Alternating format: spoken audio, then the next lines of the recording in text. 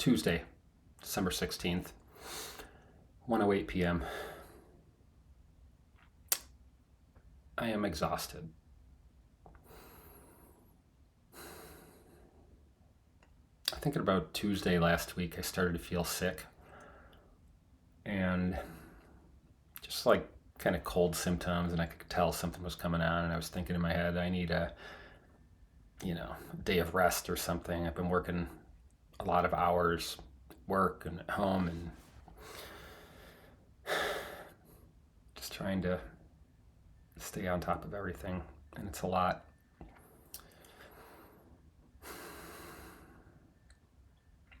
On Wednesday morning, Lisa said she was having stomach pain, and she said it was really bad. And so I was asked her, do we need to call an ambulance? And she said no. Later in the day, she said it was still hurting really bad, and she said we need to go to the hospital. And at around 8 p.m., we went to the hospital. It was right after she had said that. Went to West Bank, Fairview, and were admitted almost immediately. Basically got in there, it was empty. The front desk person came, saw us. She said to hop in this chair, but she brought us back to a room, an empty room, where Lisa was very quickly run through a testing and did a CAT scan. And then I want to say at around midnight, they said, they said she needed the CAT scan and that she needs an appendectomy or something, somewhere in there. And right around there, I think she was leaving for the CAT scan, and I was like, seems like you're well taken care of here. I went home, because keep in mind, I still have 3 kids at home. The youngest is 7. I think it was probably like 2 or 3 a.m. I got a call from Lisa, and she said that I needed to come to the hospital, that she was transferred to the East Bank. And apparently she was transferred shortly after midnight to the East Bank, Fairview, where apparently they do all the surgery for this sort of thing. And so I forget what time it was. Let's say it was 5 a.m. or something. I arrived at the East Bank, and Lisa was in the lobby in a chair. I just couldn't believe it, that they would leave. So much I don't understand. So she gets in an ambulance, they transfer her to another hospital, and then they just leave her in a chair in the lobby without any support. Nobody's checking on her. I get there, and it had she'd been in the lobby for 3 hours, I guess.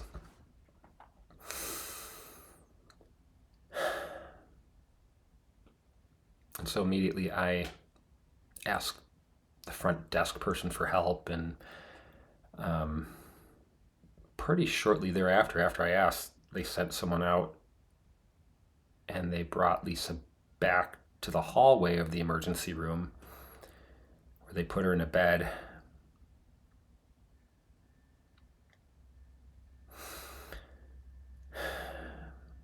She would stay in that bed,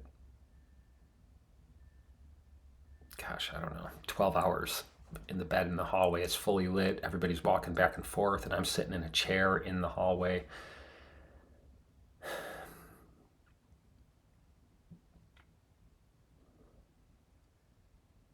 But I just feel so bad about this, because I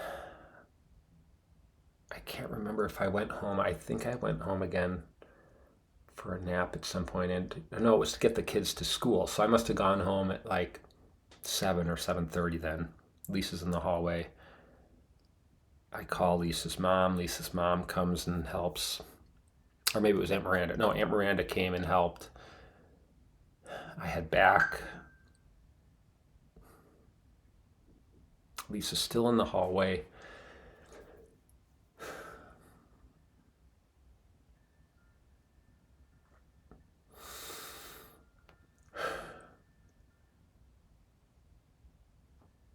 And they just are not taking care of her.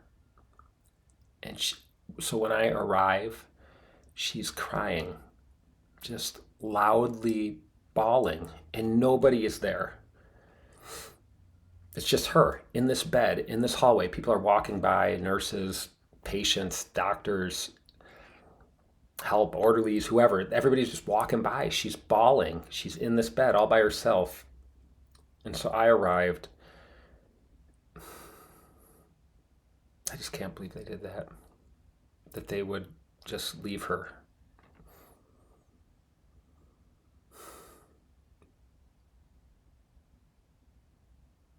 I mean, these are people who this is their career or their calling. There's someone in obvious distress. I just don't understand. I mean, if you or I saw this person on the sidewalk crying and bawling with pain like that, we would stop. Like, I think even the most callous of us would stop. I just don't understand why that's different. Why that whole, like, why does your whole frame of ethics change if you're a nurse or a doctor or in a hospital? If they were at Target, they would have stopped. I just really do not understand. It's like they ceased to care, and maybe that's just normal, like for people who are professionals in their job. I just don't know. The thing is, like, I work on freaking websites, and I take more care of my people than Lisa was given in that hallway. I could not believe it.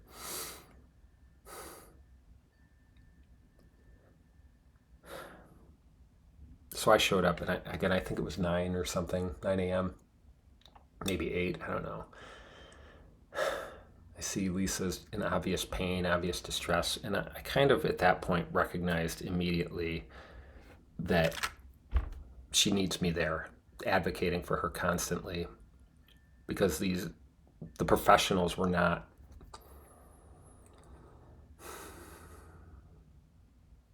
They just weren't there. They were there. They weren't there. Um, I just can't.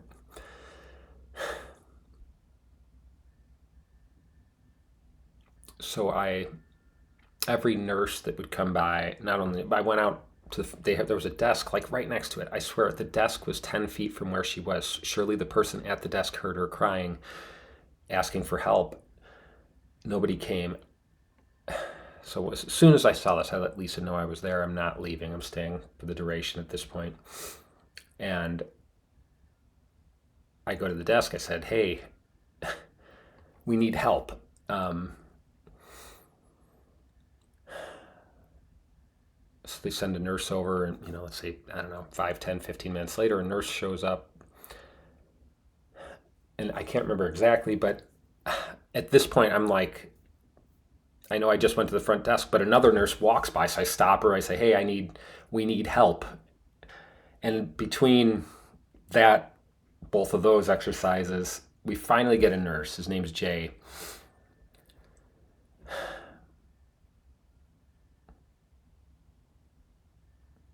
And I can't remember for sure if he got her. I think he connected something to an IV, but maybe it was just like a hydration bag or whatever it is. Maybe it was some drugs. I can't remember. But somewhere in there, it must have been Jay who got the drugs flowing initially. It helped. Like, Lisa just was noticeably, after, let's say, 5-10 minutes of the drugs, whatever they gave her, she was not in as intense, exhaustive pain.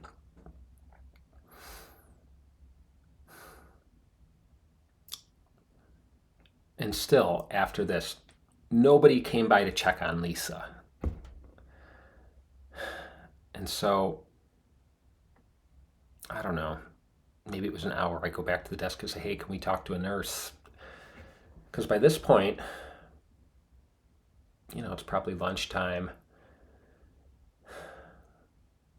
Lisa's been in there for 15 hours, 16 hours since she checked into the hospital.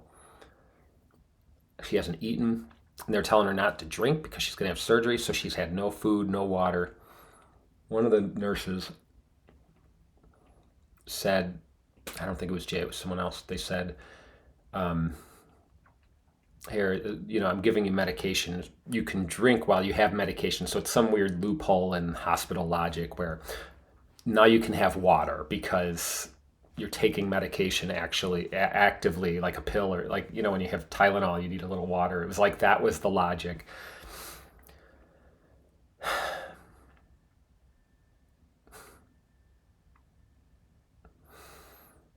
I remember Star Trek 4 when, they were going to do surgery or something on somebody, and Bones is like, you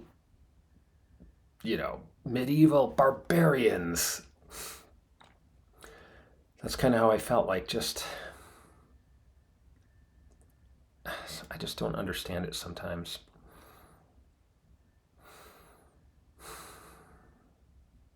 So another few hours go by, and I don't want to say constantly, but with regular intervals going to the desk saying, hey, can we see a nurse? Because one of my thoughts was, and this is where, so Jay told me some stuff about how they schedule the surgeries. And then I talked to another nurse who it turns out was his superior. She's like, Jay doesn't know what the hell he's talking about. But I asked her specifically, I said, hey, Lisa's been here now 18 hours. When she was admitted, she had some some level of urgency. Let's say it was in surgery hierarchy speak. Maybe she had a 5 out of 10 in terms of, hey, here's a guy with a bullet wound. Let's treat him first. We'll schedule Lisa after. I'm making this up. I don't know if this is how hospitals do it or not, but this is kind of, I'm guessing how they do it. So it had been 18 hours, and I told the nurse, I said, it's been 18 hours. Now, Lisa might have come in with like a sore appendix or whatever, slightly leaking appendix, but it's been 18 hours, and maybe the situation has changed drastically with time.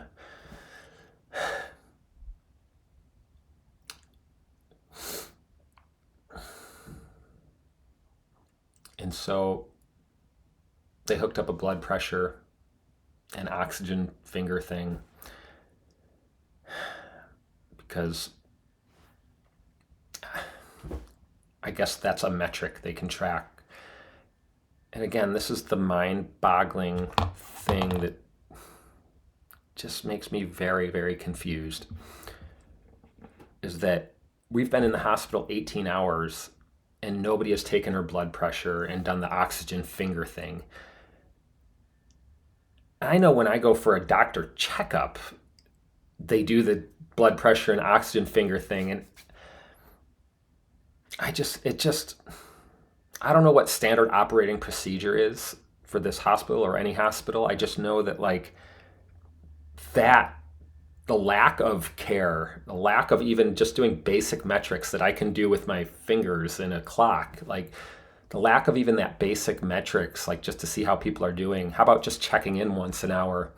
The lack of all that, I just don't know. I don't understand.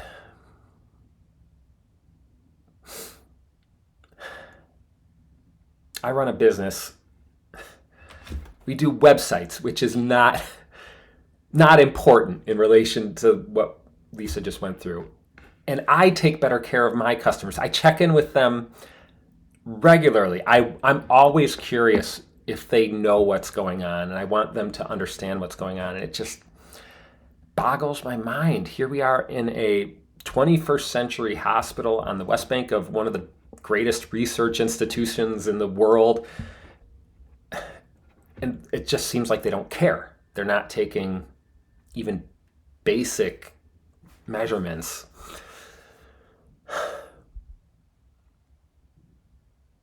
So I mentioned I met one of the nurses, seemed to be a higher ranking nurse. It just seemed that way because she was the one that told me Jay was full of shit. and she mentioned, I don't know exactly what she said, but it was kind of like, Jay works for me. He doesn't know what he's talking about. So I just assume she's more in the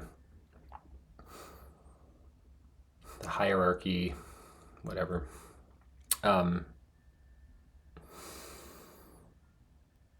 oh, and I should tell you, throughout that time when I finally got back and realized Lisa was not being cared for by nurses there, or at least wasn't being cared for in a way that it just seemed like minimum requirements were not being met.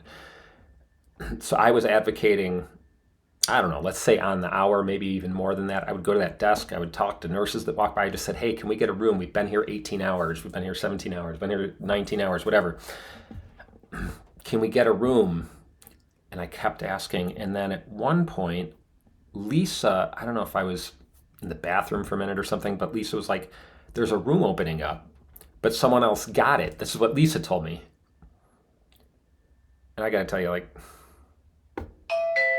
I wanted, I wanted to, I was so upset that this was happening. Like, we've been here 18 hours and somebody else is going to take this room. And I don't know how many rooms opened up. When we got there, they said there were 2 open rooms, and then we didn't get one of those. And now, I don't even know.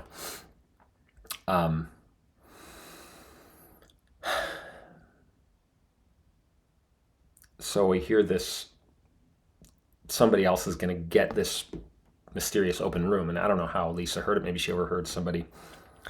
So I run to that supervisor and nurse, and I was just like, explain to her again. I was like, we've been here 18 hours, and I don't know how you decide who gets rooms. Maybe there's somebody with a gunshot that needs a room, and I understand, but we don't have any transparent view into that. And could you please, in light of just understanding that we've been here 18 hours, can you factor that into your decision? And she said, okay, yeah. A few minutes later, she comes back and she says, I have a room for you.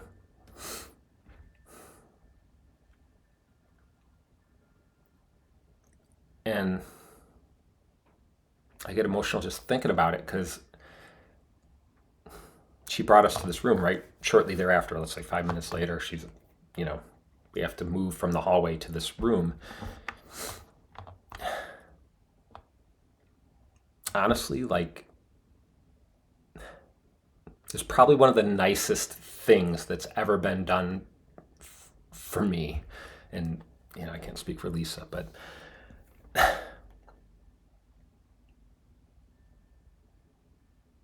I don't know if she had to pull strings to get the room. I don't know if she just threw her weight around, said, we're taking this room, screw you all, but nobody else was helping us.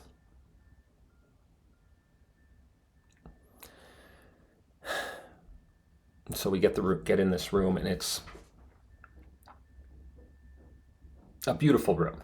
Honestly, like, has its own bathroom. It can be dark. So we had been in bright hospital hallway lights for the last 18, 19 hours, whatever. Poor Lisa. I mean, she's laying down looking up at the lights for 18 hours while she's experiencing this. So we finally get in the room, and I just, I told the nurse, I said, thank you, can't thank you enough. I was just overwhelmed that somebody finally helped us.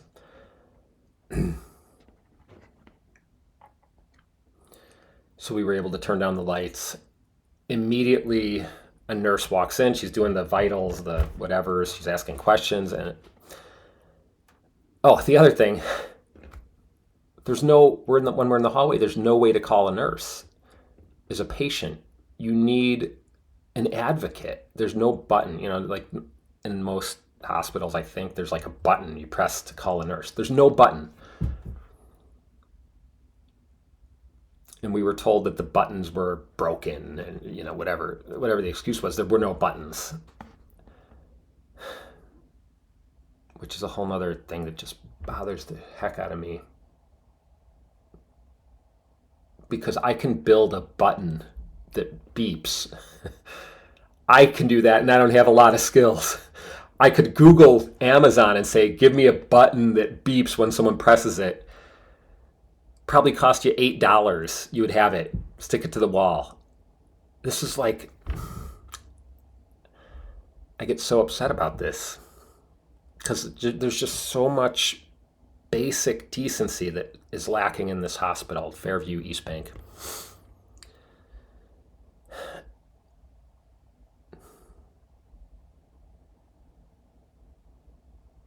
Maybe it's more consideration. Like, your job, as far as I'm concerned, and I don't know much about the world, but you're a hospital, you're an organization that helps people deal with ailments and emergencies, whatever that is. Let's say even emergencies. And I know I'm not so dumb or blind to know that, like,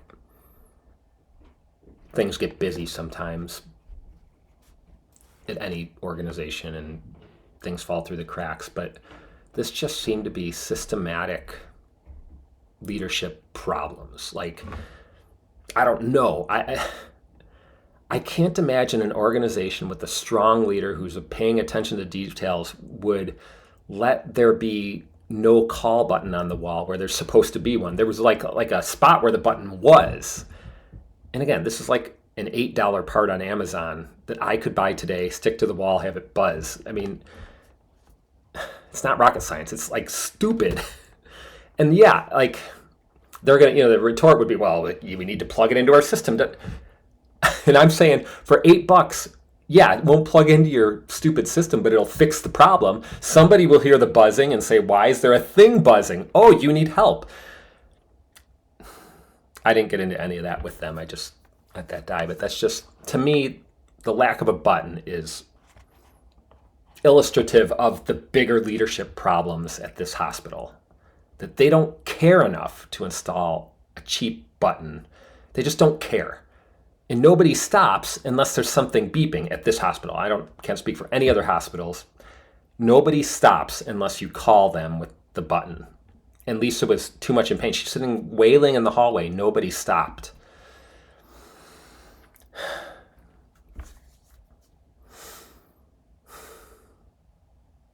So she gets in this room, and at this point, even the nurse is like, you're going to get emotional on me? And I'm like, yes. It was such an improvement to be in that room. First of all, because Lisa could now rest without being constantly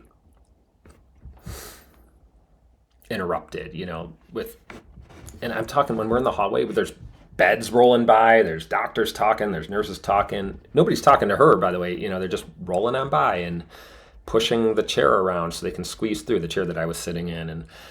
And anytime they bump the bed, it causes Lisa a very sharp pain. You can imagine beds get bumped when they're sitting in a not very wide hallway. It was one of these hallways, it's like 2 beds wide, so there's lots of bumping happening.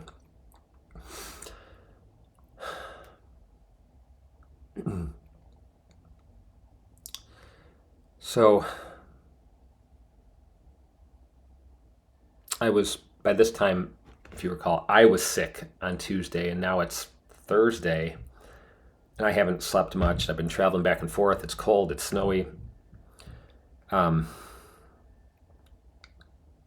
going pretty much 24 hours with a few hours of sleep here and there. This is me. Lisa has gotten no sleep in almost 24 hours at this point. But I'm coughing up a storm in the room, and Lisa says, hey, why don't you go home, because I'm in this room now. I have a call button. By the way, the room had 3 call buttons, 2 on the bed, 1 in a TV remote thing. Oh, I had a TV. How about that? But she didn't turn that on. She just wanted to rest. So I went home for, 2 to 3 hours maybe, and tried to rest a little bit. Meanwhile, Lisa's mom is home with our kids, and so really grateful for that, and for Lisa's sister Miranda helping out. I get a text from Lisa saying, "Hey, you need to come back right now. I'm going to surgery." So I rush out the door, and I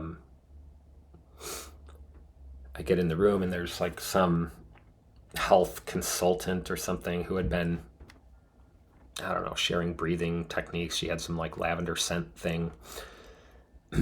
I missed all that. I just showed up at the very end of the conversation between Lisa and her. And she remarked that she was glad, the consultant was like, "Oh, I'm glad you're here."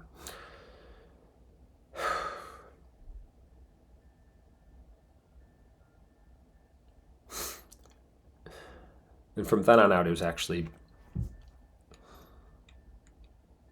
fine. From then on out, it was kind of like stuff started happening in a way that I envisioned it would happen when we arrived, 18, 19, 20 hours earlier, whatever it was.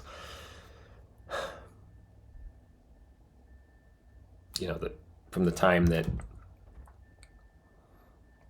they said you're going to surgery till the time she actually had surgery, I don't know, it was some time lapse between there, but it seemed like we were going from one place to another. You go to like surgery prep, and a bunch of people come and talk to you. You have anesthesiologists, and I forget, there's another anesthesiologist type of guy. There's a nurse there. There's like, they ask all the same questions over and over. Do you know what you're getting surgery for? In your own words, can you tell us your name? Basically they want to make sure that you understand what's happening. I think Lisa had to sign some papers while she was in there. But then they bring her to the surgery place, and I need to go to the waiting room. And like I said, from the point where they were like, "You're getting surgery," till the point where I could visit her after surgery, it kind of met my expectations. They did, the nurse said they left me in. She didn't understand why I was in the waiting room for so long after surgery, which, it just speaks to the leadership problems at this hospital, probably. Like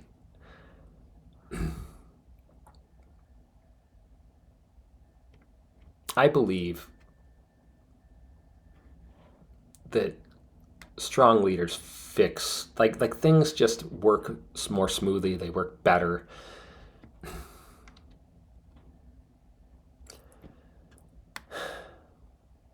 That's why I keep leaning into leadership, because any nurse could have. It took one rogue nurse stepping up to get us the room after I advocated for it. Like, a big series of random events had to happen just for us to get a room. The other thing that I wonder is, I don't know for sure, but I suspect that being in the room made it more urgent to get us into surgery. Because, I don't know, I assume those rooms are more valuable than the hallway space. And if you're taking up valuable real estate, get them out of the valuable real estate. Let's get them there. Then we can free up this valuable real estate. And so I don't know for sure, but my hunch is that certainly didn't hurt the speed of getting to surgery, because it was comparably very quick to surgery from the moment we got into the room. So Lisa has surgery. What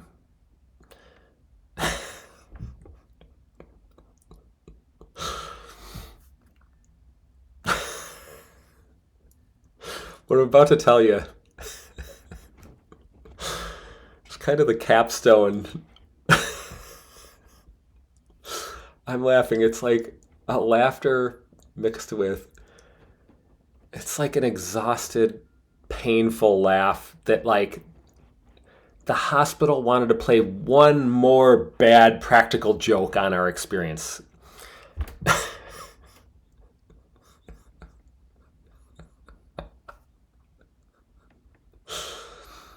This laugh is like when you've been hurt so bad and you know nothing else to do, so you laugh. This fucking hospital. I don't even recall what time it was. No, you know what? It was like 1 a.m. when we leave. And Lisa gets wheeled down in a wheelchair. The hospital has this concierge car service where, like, because they don't have any parking at the U. And so you give the guy the keys when you get there. It's like any fancy restaurant. You give them the keys, they take your car, they park it somewhere, and then when you're done, you show them the keys, you give them a $5 tip, and da da da. The fucking guy.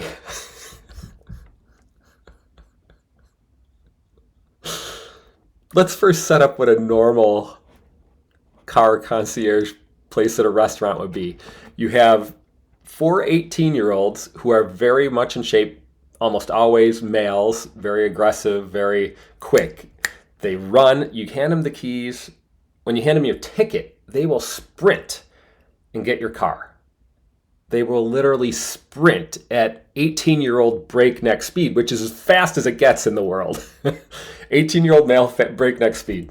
As fast as they can. This is at a restaurant. You would have your car, I mean, literally as fast as possible, you will have it. That's how it works. A well-run concierge service at a hospital, at a like a hotel or a let's say a dining establishment. You'll get your car in literally as fast as they can get it to you, as fast as is human possible to get it to you. They will get it to you. Now this fucking hospital, I'm not fucking kidding you. First of all, they have one guy. It's 1 a.m. and there's a line of people waiting to get their cars.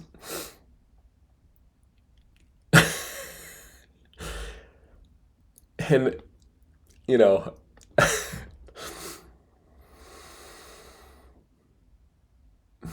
there's a line in Star Trek The Next Generation where somebody says, you wouldn't expect a Klingon to be the ship counselor. This person who was in charge, the only guy working the concierge service, had bow legs. I'm not fucking shitting you. He was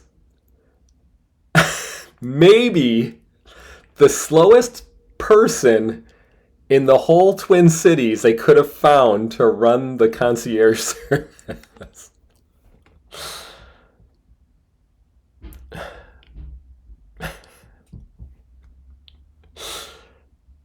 I mean,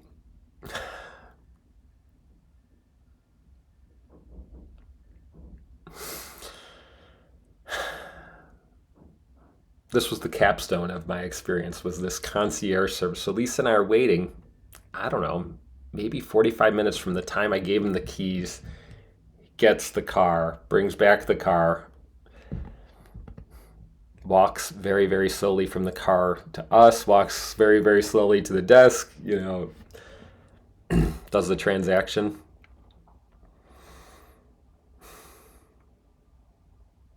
Oh, that wasn't even the end.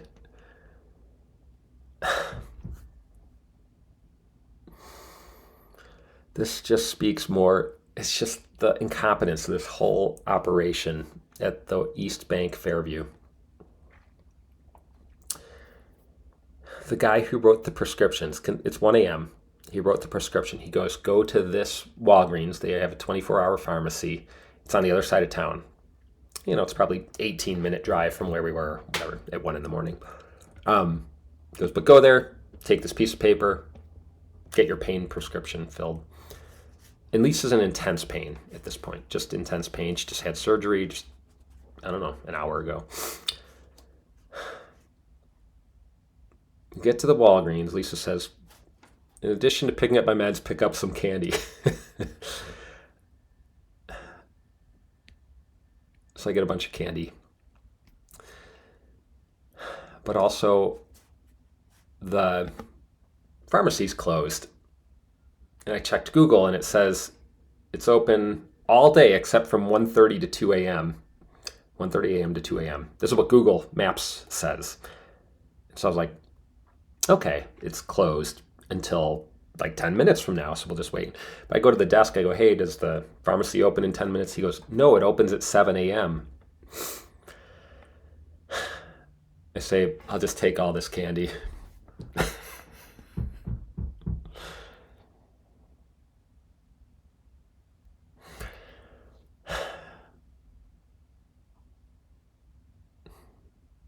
That's been my week. It's Tuesday. That started Wednesday. We did get home Friday morning at probably around 2:30 a.m. But keep in mind, I was sick, didn't have any sleep. Lisa, of course, was sick, and Lisa will need, a lot of care and attention from me. Thankfully, Lisa's mom and sister have been just amazing. They've been helping out a ton, just proactively, and taking the kids and cleaning the house, and just things that are hard to do when you're sick, getting no sleep, caring for everyone else.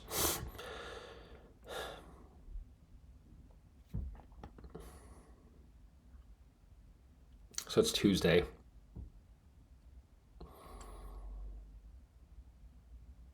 That was my week.